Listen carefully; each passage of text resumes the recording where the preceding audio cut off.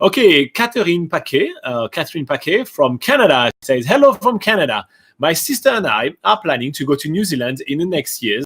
And as a student in biology and ecology, I would really love to find the best places to appreciate diversity.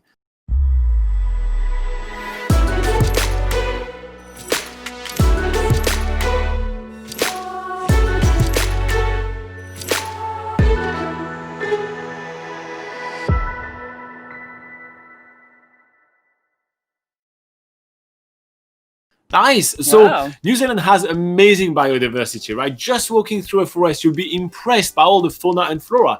And you're going to actually be even more amazed by the flora than you're going to be by the fauna. It's crazy the amount of different plants that you're going to be seeing in just literally stopping walking in the forest and looking around. Yeah. I guess maybe each of us can pick like a couple of places to suggest to you. But yeah, if you would like to watch some of the itineraries video that we do, we obviously do a lot of those, and you can kind of give us a bit more information, and we can do one of those together so you and your sister can watch it and see that later on. But let's talk a bit about biodiversity. The first thing I would pick for sure will be Stewart Island. Stewart Island is a small island at the bottom of the South Island. There is 80% of it is a national park, so there's so much to see there. You could even see kiwi birds in the wild. You can watch us, on video. Actually, we have videos of us exploring Stewart Island, doing hikes and everything. And in one of those videos, I spot a kiwi bird in the wild, which is very epic. You can also go to Ulva Island, which is next to Stewart Island. So you go there from Ulva Island. It's literally like a 2-minute boat trip.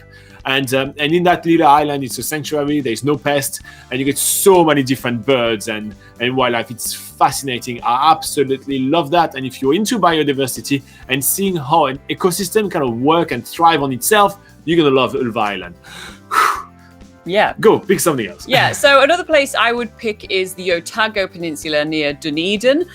Although in terms of plant life, it's not actually that diverse, because there is a lot of sort of grassy farmlands in that area. It is quite diverse in the fact that they have wetlands there, and the area attracts various different marine mammals, which are really cool to see. In terms of the wetlands, you have loads of different sort of wetland birds and stuff. You can see various different native ducks. There's spoonbills, which are pretty crazy looking birds.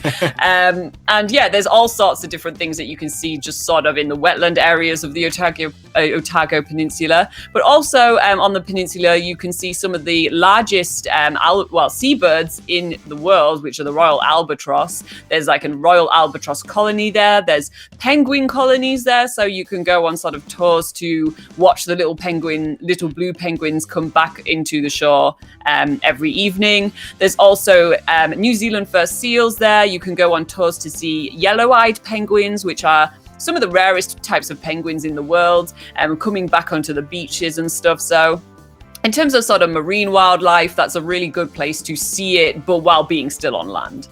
Oh, speaking of marine wildlife, obviously I'm going to have to talk about Kaikoura. Kaikoura has fantastic marine wildlife, massive, gigantic megapods of dusky dolphins, amazing whales. It has no penguins, but it has amazing seals as well, and you have a fantastic amount of seabirds as well, and you have tools specific to each of them. And swimming with seals is my favorite activity in New Zealand. Yes, out of all the activities that we've done in New Zealand, I picked this one as my favorite activity in New Zealand. So here you go. So I really feel like it's a fantastic thing to do. Kaikoura for biodiversity. You're gonna see that, just seeing how the marine biodiversity can thrive when it's well protected. It's kind of fantastic to witness. Yeah. Do you want to pick one more? Yeah. So another one to pick is on the North Island at a place called Sanctuary Mountain, also known as Monga Totari.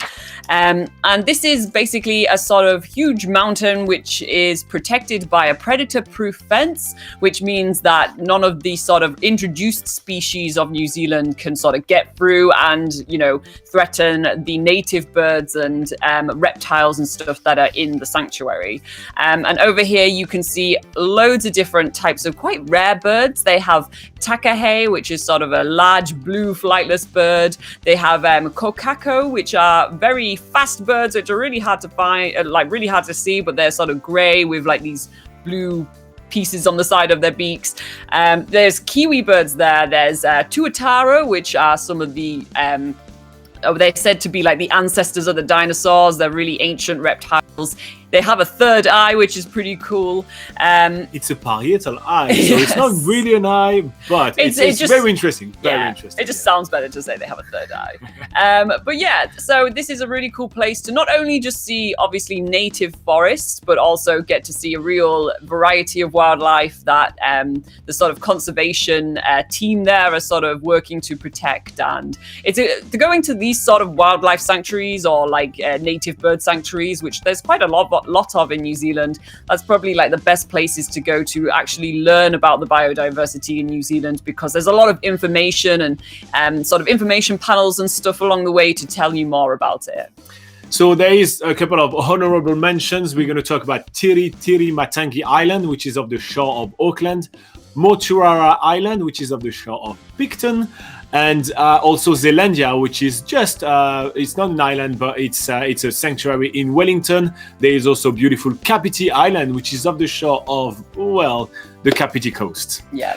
So yeah, there is much more information about all those places on nzpocketguide.com. That's nzpocketguide.com. And yeah, you'll find so much info about all of those. So if any of those kind of piqued your interest, you can do a little bit more research on there. And if you find this video useful, make sure to hit the like button. It's a free way to say thank you for all our hard work. And subscribe if you want to see more, travel tips like those ones. In the meantime, I'll go back to the live chat. I hope that was a full enough answer for you, Catherine. We always go a little too much into details, but I hope that you got something that you're interested in there.